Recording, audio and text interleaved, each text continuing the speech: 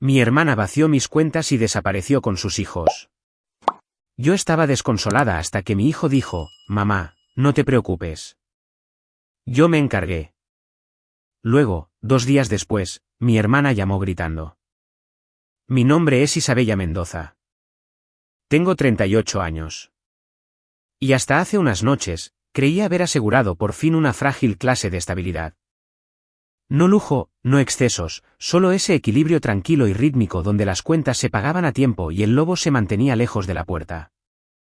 Mi hija, Sofía, dormía en la habitación contigua, y la ansiedad que solía definir mis 20 años había aprendido a dormir toda la noche. 2 horas antes de que todo se derrumbara, estaba sentada en nuestra mesa de roble rayada de la cocina, saboreando una taza tibia de té de manzanilla y finalizando el presupuesto mensual.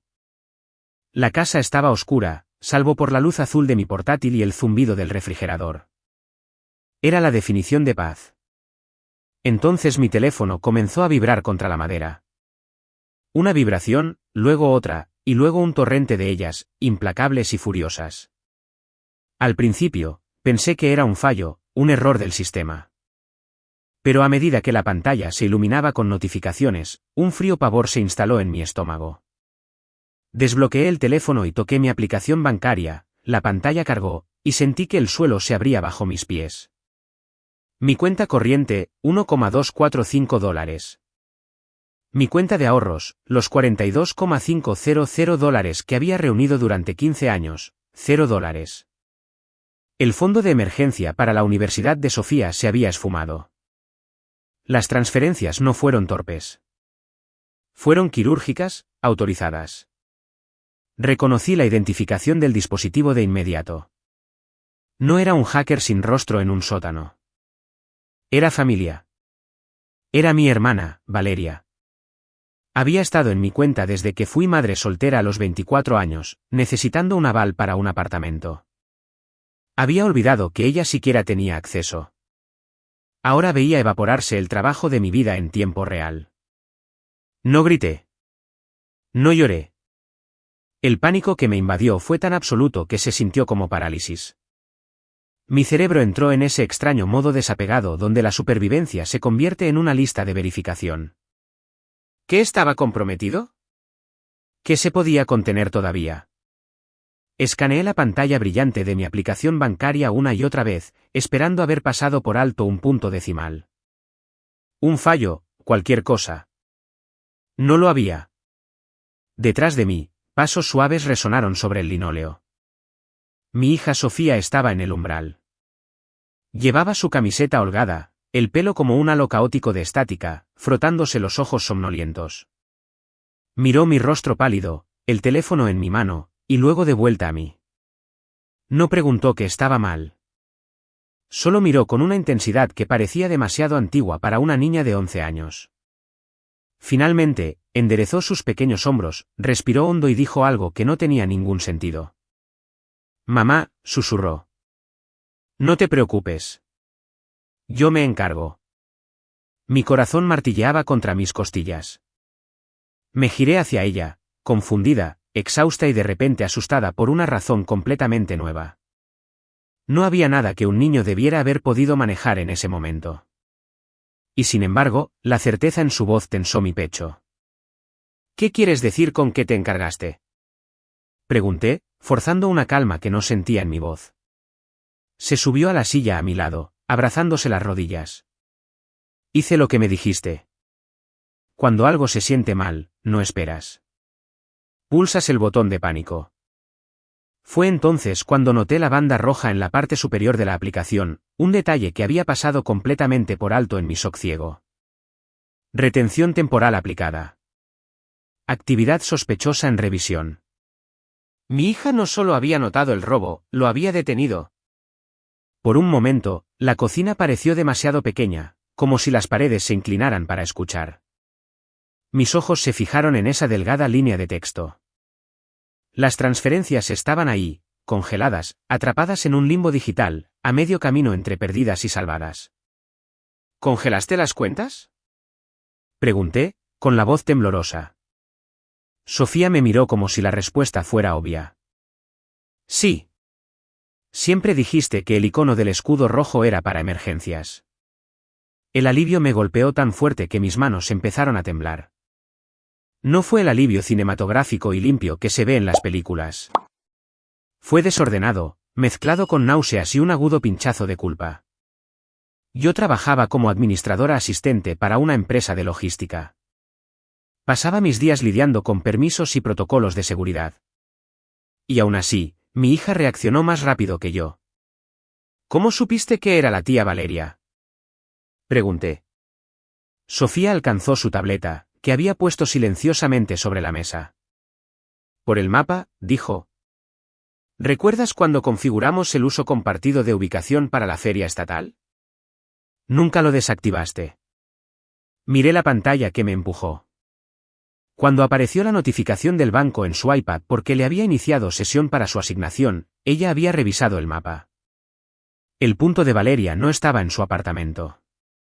Estaba parpadeando rítmicamente en un Motel 6 cerca de la Interestatal, a 30 millas de la ciudad. Tú no estabas allí, dijo Sofía, con voz casual, casi aburrida, como si fuera lógica básica. Así que supuse que era malo. Fue entonces cuando el miedo finalmente se agudizó en una rabia fría y dura. Valeria no solo había intentado drenar mi cuenta corriente y mis ahorros. Lo había hecho sabiendo que yo tenía una hija. Había usado el acceso que le di cuando era joven y desesperada para robar a su propia sobrina.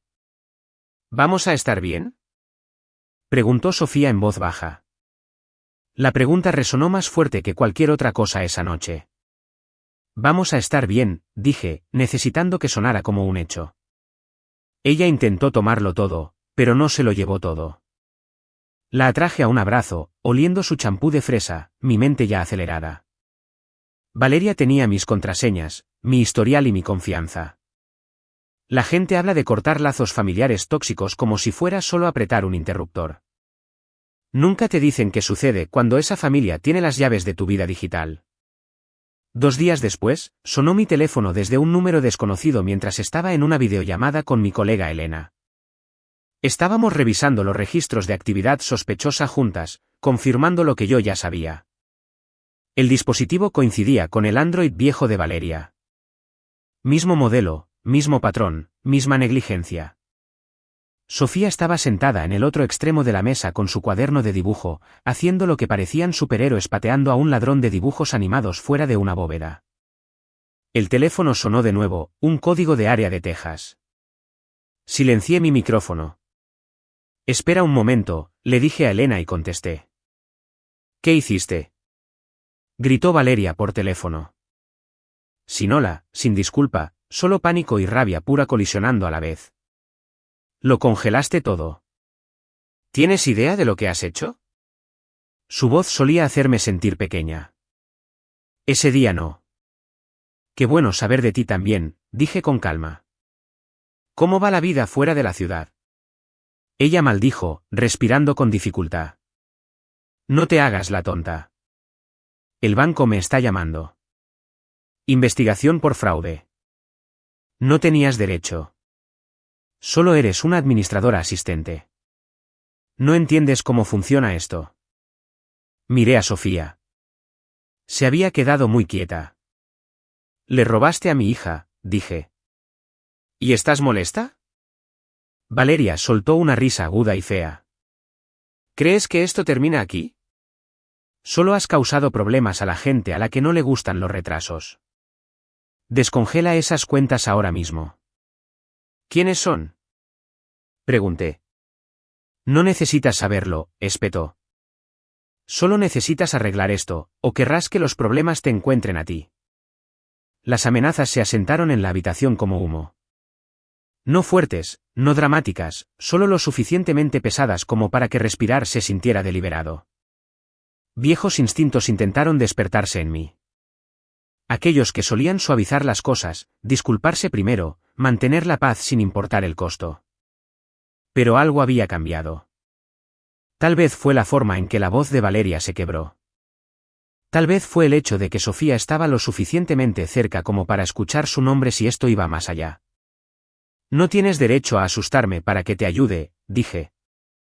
No después de lo que hiciste. ¿Crees que eres valiente ahora? Espetó Valeria. Porque pulsaste un botón. Eres una administradora asistente, Isabella. Mueves tickets. No diriges nada. No tienes idea de a quién acabas de arrastrar a esto. No levanté la voz. No era necesario. Y tú no tienes idea de cuántas pruebas acabas de entregarme. Hubo una pausa en la línea, una pequeña, pero estuvo ahí. No te pongas lista, Siseo. ¿Crees que congelar dinero te hace segura? Te convierte en un problema, y los problemas se solucionan. Eso fue suficiente. Terminé la llamada sin decir otra palabra. Me temblaban las manos cuando volví a activar el sonido de mi portátil. El rostro de Elena llenó la pantalla, su expresión tensa.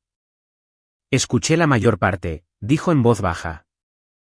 Lo siento mucho. No lo sientas, respondí. Ella acaba de admitir mucho más de lo que pretendía. Pasamos la siguiente hora documentando todo, sellos de tiempo, dispositivo, huellas dactilares, redacción exacta. Elena me guió a través de los pasos de preservación, su tono firme y profesional. Sofía permaneció callada, dibujando con concentración intensa como si se estuviera anclando a algo sólido. Esa noche, después de que Sofía se durmiera, agarrando su peluche favorito, me senté sola en la mesa y reproducí las palabras de Valeria en mi cabeza. ¿Gente? Retrasos. Solucionados.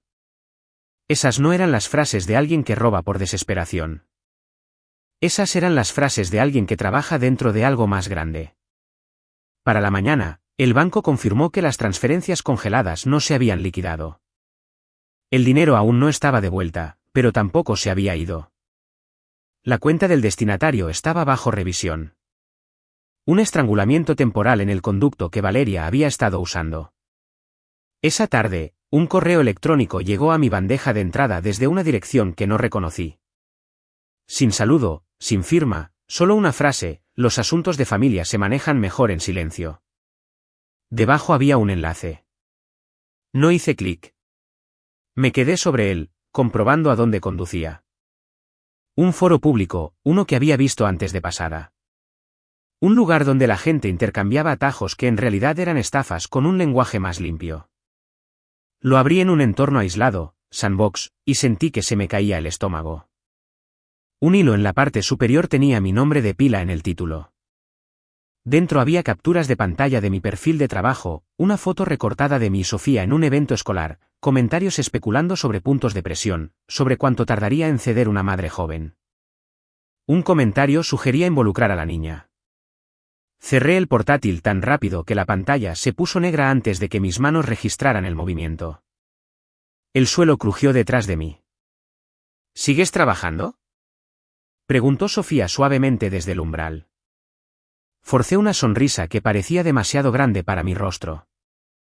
Solo terminando algo. Vuelve a la cama. Ella dudó, luego asintió y se despidió con la mano. La puerta hizo clic y me quedé sentada en la oscuridad, con el corazón latiendo, entendiendo por fin lo que quería decir Valeria. Esto ya no se trataba de dinero. Se trataba de control. No dormí esa noche. Cada sonido fuera del apartamento se sentía amplificado. Una puerta de coche, una voz en el pasillo, mi teléfono iluminándose sobre la mesa. Cuando llegó la mañana, se sintió menos como despertarse y más como resurfacín. Elena llamó antes de que pudiera servirme café.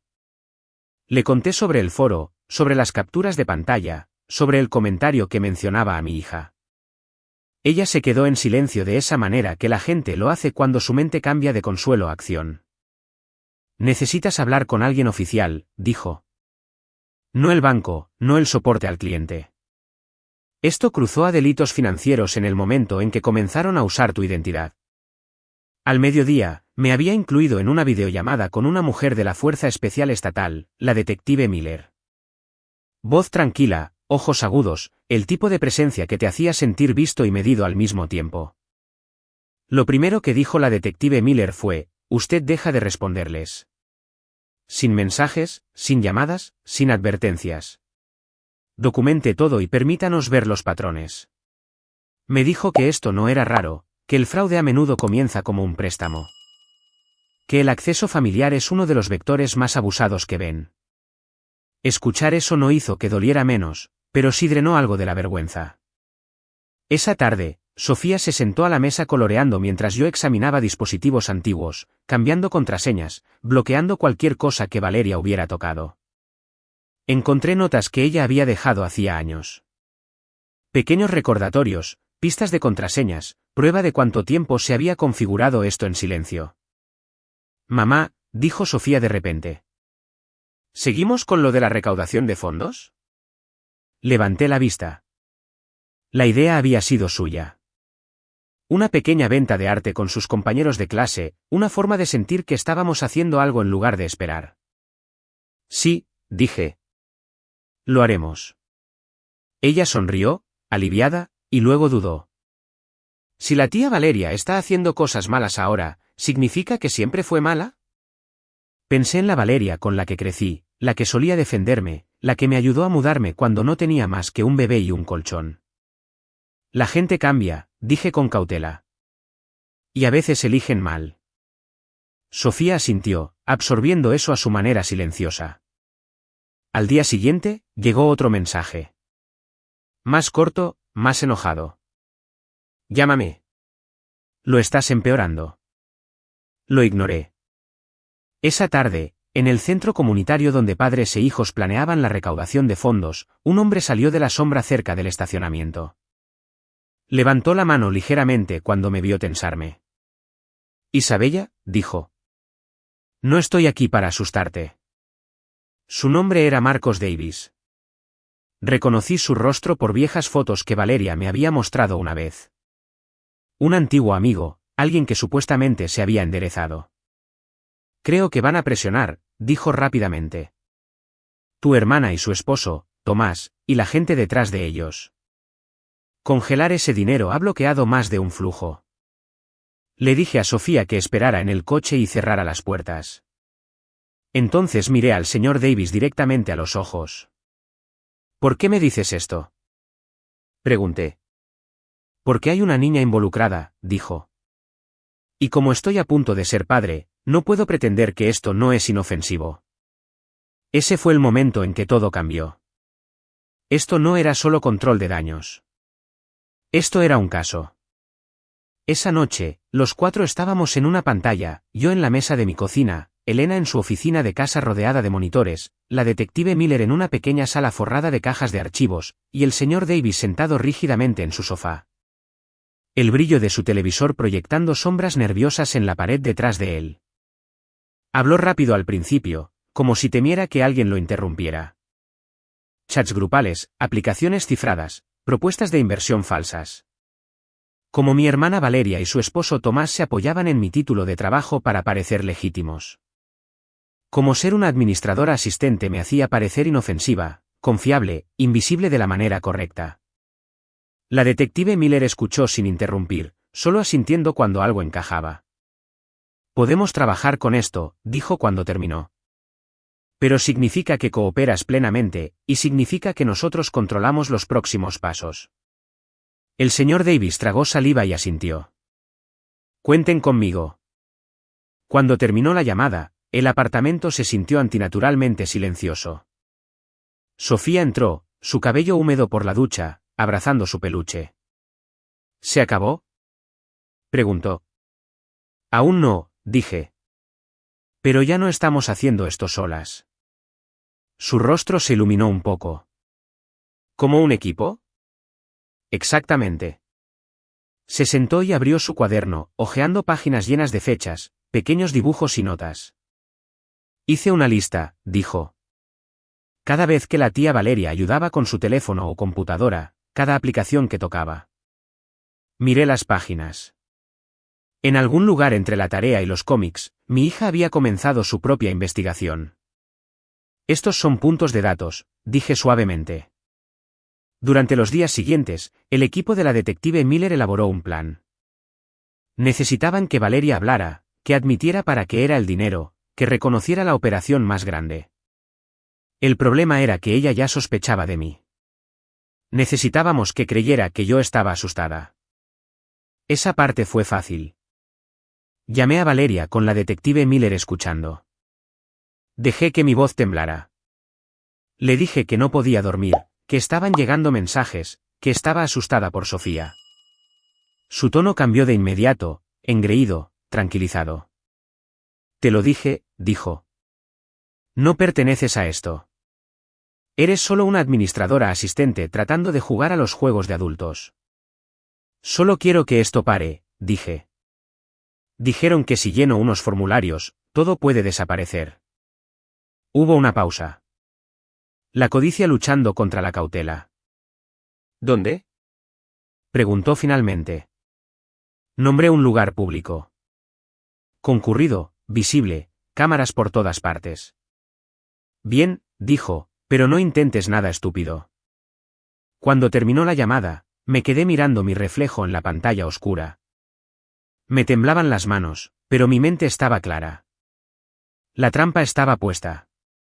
El día siguiente se sintió irreal de la manera en que solo el miedo agudizado por el propósito puede sentirse. El cielo estaba brillante, casi cruelmente normal.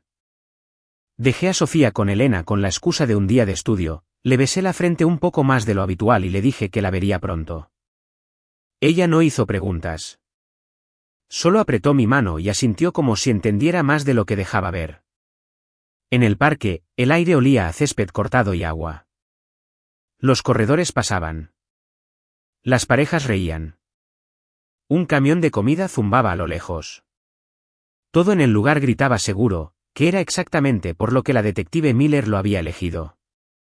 Debajo de mi sudadera, el micrófono presionaba cálidamente contra mi piel. Podía sentirlo cada vez que respiraba. En algún lugar cercano, oficiales de paisanos se mezclaban entre la multitud. El señor Davis estaba sentado en un banco a media manzana, fingiendo revisar su teléfono, con la mandíbula tensa. Ella está cerca, murmuró la voz de la detective Miller en mi oído. Vi a Valeria antes de que ella me viera. Parecía más delgada, más dura en los bordes. Sus ojos se movían constantemente, escaneando rostros, salidas, reflejos y cristales. A su lado caminaba su esposo, Tomás, más alto de lo que recordaba, con las manos metidas profundamente en los bolsillos como si se estuviera conteniendo. «Te ves cansada», dijo Valeria cuando llegaron a mí. Sin hola, sin preocupación. «Tú también», respondí. Ella resopló. «Terminemos con esto». Saqué la carpeta que la detective Miller había preparado, gruesa con papel convincente. Cartas bancarias falsas, formularios que parecían oficiales lo suficiente como para pasar una mirada rápida. Valeria los hojeó con impaciencia. «Realmente lo arruinaste», dijo Tomás en voz baja. «Sabes eso, ¿verdad?» «Sé que usaste mis cuentas», dije. «Y mi nombre», Valeria puso los ojos en blanco. «Oh, vamos. Nunca las estabas usando de todos modos. Eres una administradora asistente. Apenas tocas el dinero». Las palabras dolieron más de lo que esperaba, aunque las había anticipado. «Necesito escucharte decirlo», dije, manteniendo mi voz firme. «¿Qué estabas haciendo con él?» Ella se inclinó, bajando la voz. «Estábamos moviendo fondos». «Eso es todo». Pidiendo prestado impulso. «Dejaste la puerta abierta para estafas», dije. Su sonrisa vaciló. «Para oportunidades», Tomás se movió a su lado. «No digas mucho», murmuró. Valeria le lanzó una mirada. «Cálmere». «Está asustada. No hará nada». Fue entonces cuando otra voz intervino. Ella merecía saberlo. Todos nos giramos. Una mujer estaba parada a unos pasos de distancia, brazos cruzados, ojos enrojecidos por el agotamiento. Era la esposa del señor Davis. Una mujer que parecía haber llegado al final de sus justificaciones. «Mentiste», le dijo a Valeria. «Dijiste que esto era limpio. Nunca dijiste que había una niña». El rostro de Valeria se endureció. «No hagas esto ahora». «Ya terminé de hacer nada por ti», espetó la mujer. «Te están vigilando, la gente de esos chats, y no son pacientes. La mano de Valeria se disparó, agarrando su brazo. ¿Basta? Retrocede, dijo la detective Miller con calma en mi oído. Di 2 pasos hacia atrás mientras los oficiales avanzaban desde todas las direcciones.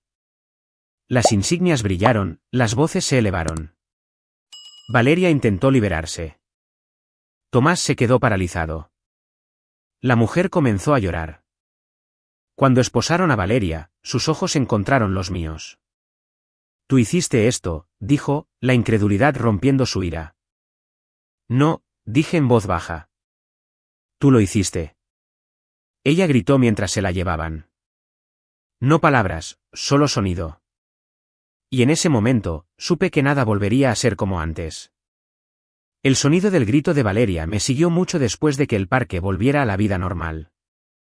Hizo eco en mis oídos mientras la detective Miller me explicaba los próximos pasos, mientras un oficial me quitaba con cuidado el micrófono de debajo de la sudadera, mientras el señor Davis se sentaba en el banco con la cabeza entre las manos como si hubiera envejecido años en minutos. No me sentí victoriosa. Me sentí hueca. Esa noche, Elena llevó a Sofía a casa. Mi hija salió del coche lentamente, buscando mi rostro como lo hacía cuando sentía que algo grande había cambiado. Me arrodillé frente a ella antes de que pudiera preguntar nada. Ya no puede hacernos daño, dije. Sofía asintió, absorbiendo las palabras. ¿Va a ir a la cárcel? Sí, dije. Por un tiempo. Ella pensó en eso y luego hizo la pregunta que yo había estado temiendo. ¿Es por eso que gritó? Exhalé lentamente. A veces, cuando las personas finalmente enfrentan las consecuencias, lo primero que sienten no es arrepentimiento, es shock. Sofía pareció aceptarlo. Entró y se sentó a la mesa, sacando su cuaderno de dibujos sin decir palabra.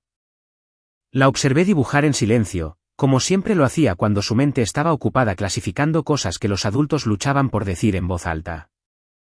Las semanas que siguieron fueron pesadas y lentas. Declaraciones, deposiciones, llamadas telefónicas que llegaban demasiado temprano por la mañana o demasiado tarde por la noche. El equipo de la detective Miller descubrió más víctimas de las que podía soportar pensar. Jubilados, padres solteros, personas que habían confiado en la historia equivocada en el momento equivocado. Valeria evitó mis ojos en la audiencia preliminar. Tomás no. Su mirada era aguda, resentida, como si yo le hubiera robado algo en lugar de al revés. El señor Davis se sentó 2 filas más atrás, sus hombros tensos, su mano descansando protectoramente sobre la rodilla de su esposa embarazada. Cuando se leyeron los cargos, robo de identidad, fraude electrónico, conspiración, algo dentro de mí finalmente se asentó. No paz, sino certeza. La versión de mi hermana que solía proteger ya no existía. Esta era la persona que ella había elegido ser. Meses después, se firmó un acuerdo de culpabilidad. Una sentencia medida en años, no en disculpas.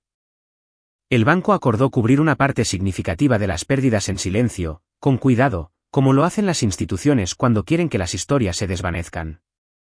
No fue todo, pero fue suficiente para mantener nuestras vidas intactas. El día que llegó la carta confirmándolo, Sofía me vio leerla desde el otro lado de la mesa. Sus dedos torcían el dobladillo de su camisa. Entonces, preguntó, ¿estamos a salvo ahora? Doblé el papel y la miré a los ojos. Estamos más seguras. Esa se convirtió en nuestra nueva meta. Seguridad, no confianza ciega, no fingir que la familia no podía hacerte daño. Seguridad real construida deliberadamente. Congelaciones de crédito. Autenticación de 2 factores. Sin acceso compartido. Sin excepciones. Una noche, encontré a Sofía trabajando en un nuevo cómic. Nos había dibujado de pie juntas, con escudos levantados, líneas firmes. A un lado, detrás de barrotes hechos de números y símbolos, había una pequeña figura con la cabeza entre las manos. ¿Crees que alguna vez se disculpará? Preguntó Sofía sin levantar la vista. Quizás, dije. Pero no podemos esperar por eso. Ella asintió y añadió una última burbuja de diálogo a la página. Los límites no son malos. Son protección. La vida no volvió a su sitio después de eso. Se estiró lenta y torpemente, como un músculo que había sido desgarrado y estaba aprendiendo a moverse de nuevo sin desgarrarse por completo. Todavía había citas judiciales y papeleo que se acumulaba en la mesa junto a la tarea de Sofía. Todavía noches en las que me despertaba, convencida de que me había saltado algo, algún cabo suelto que debería haber asegurado. Pero también había mañanas que se sentían más ligeras. La recaudación de fondos de Sofía siguió adelante. Lo que comenzó como una pequeña venta de arte se convirtió en una sala abarrotada en el centro comunitario, paredes cubiertas de dibujos a crayón e impresiones digitales, padres quedándose más tiempo de lo planeado. Sofía estaba al frente con un cartel que ella misma había hecho. Una alcancía con capa, una cerradura dibujada como una sonrisa. Se trata de dinero seguro, les explicó a los adultos sin dudarlo. Y de dinero peligroso, y de cómo los niños notan cosas cuando los adultos están cansados.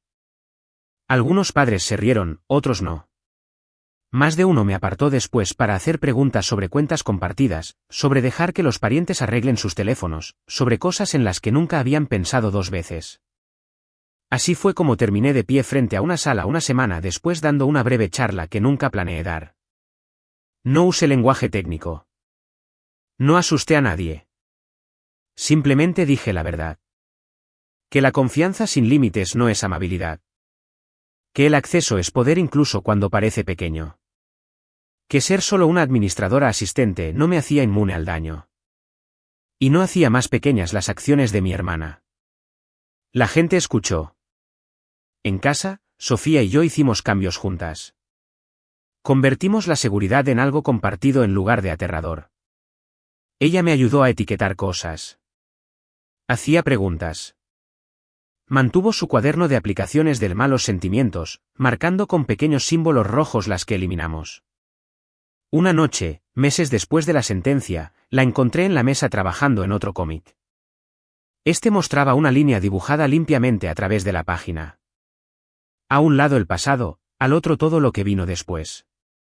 ¿Cómo lo estás llamando?, pregunté. Ella sonrió. Antes y después.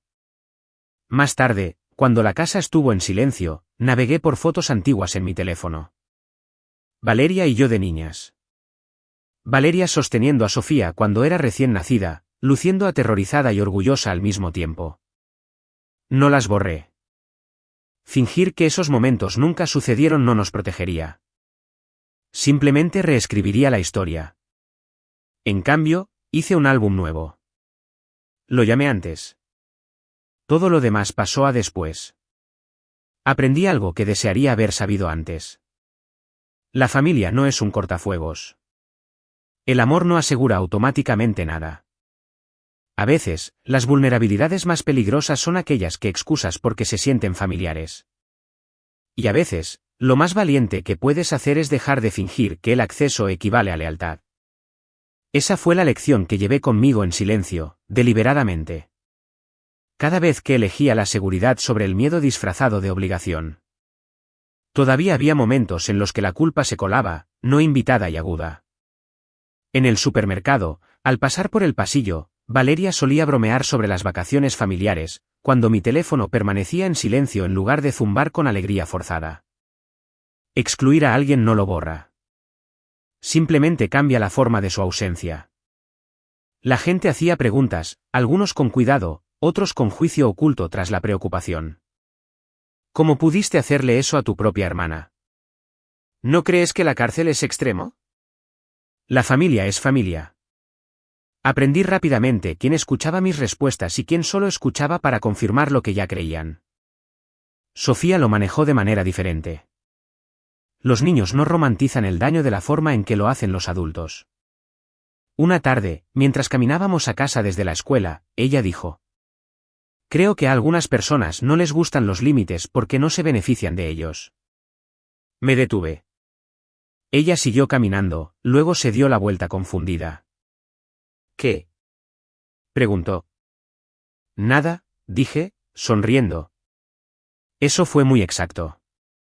En el trabajo, las cosas también cambiaron. La noticia se difundió en voz baja al principio.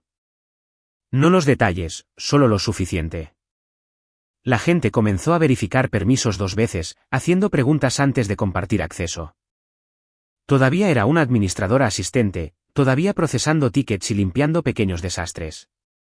Pero ahora, cuando hablaba, la gente escuchaba de manera diferente, no porque mi título hubiera cambiado, sino porque mi historia tenía peso. La detective Miller me contactaba periódicamente. Actualizaciones cortas, distancia profesional. El caso de Valeria y Tomás se expandió hacia afuera, afectando a personas que nunca conocería. Cuentas congeladas, cargos acumulados. La red en la que ella se había metido era más amplia de lo que yo había imaginado, y tirar de un hilo había desentrañado mucho más que solo mi vida. El señor Davis cumplió su palabra. Testificó.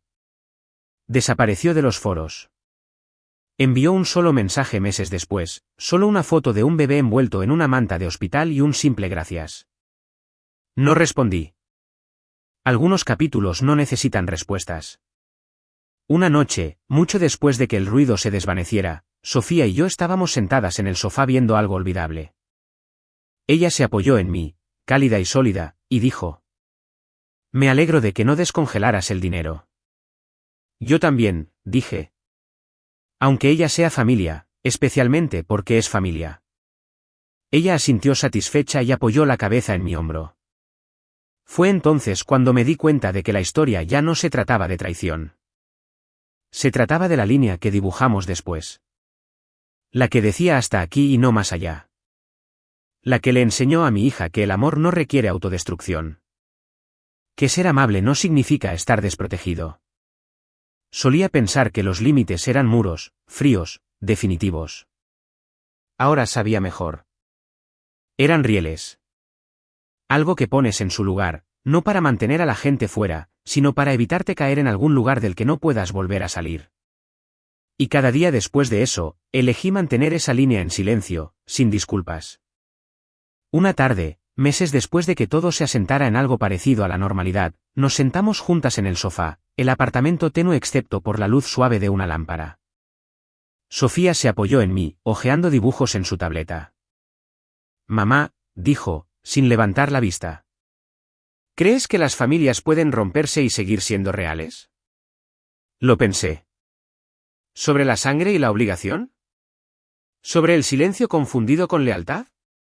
¿Sobre cuánto tiempo había creído que el amor significaba permitir que me hirieran? Sí, dije. Creo que a veces romperse es la única forma en que se vuelven reales.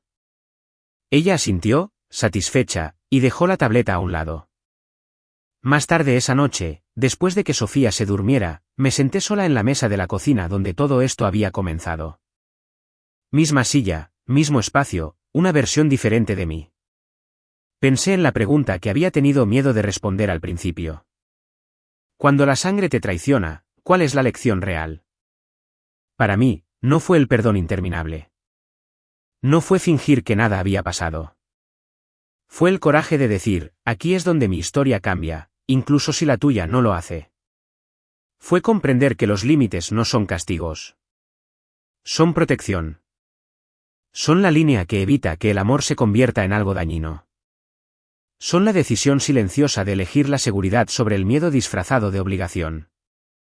Apagué la luz y me fui a la cama sabiendo algo que no sabía antes. Mi vida no estaba construida sobre lo que mi hermana tomó o destruyó. Estaba construida sobre lo que elegí proteger.